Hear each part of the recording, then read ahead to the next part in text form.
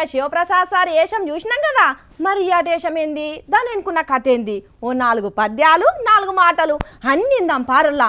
ఎందుకంటే మనం చూస్తామనే మస్తు పైసలు పెట్టి శివప్రసాద్ సార్ తీరొక్కేషం కడుతున్నాడులా, మరి మనం పట్టించుకోకపోతే ఫీల్ అవుతాడు కదా. అందుకే ఢిల్లీకి వెళ్ళి ఒక సూప్ చూద్దాం రాండ్రి. అగో శివప్రసాద్ సార్ను చూపెడతామని కాలం చేసిన కరుణానిధి సార్ పాత వీడియో చూపెడతానులేంది అని అనుకుంటున్నారు అయ్యింది. కానీ కాదుల్లా, ఆయన నిజంగా శివప్రసాద్ సారే. కానీ కరుణానిధి సారు ఏషం గచ్చిండు. ఇంతకు సారు ఏషం ఎందుకు గచ్చిండు అని మరి రిపోర్టర్ అని అడుగుతున్నాడు. ఇందాం. ముఖ్య ఉద్దేశం ఏంటి? కనబడతాంది సారు, మీరు పెట్టుకున్న విగ్గు మంచిగానే కనబడతాంది.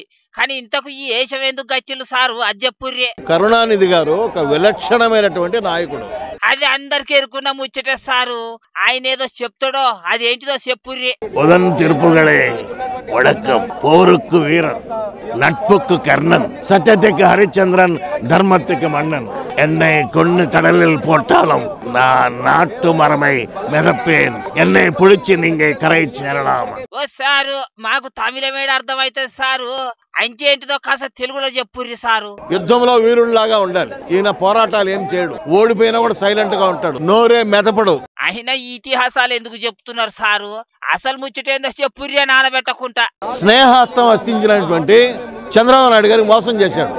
అంటే స్నేహ ధర్మం అతని దగ్గర లేదు. దేవుని సాక్షిగా ఇచ్చినటువంటి ప్రత్యేక హోదా కానీ, కడప స్టీల్ ఫ్యాక్టరీ కానీ, విభజన హామీలు కానీ, వైజాగ్ రైల్వే జోన్ కానీ ఏది నెరవేర్చలేదు.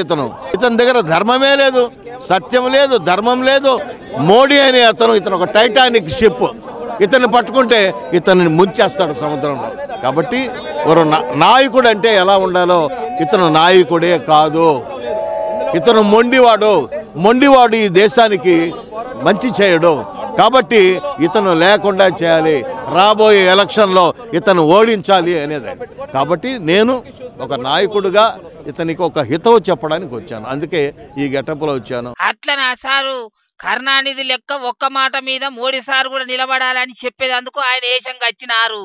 మరి మీరు చెప్పిన ముచ్చట సార్ దాకా చేరుతాయో లేదో గాని సరే సారు, ఇక మీరు మళ్ళీ ఏషంగా వచ్చినప్పుడు మమ్మల్ని మర్చిపోకుండా విలువర్రి.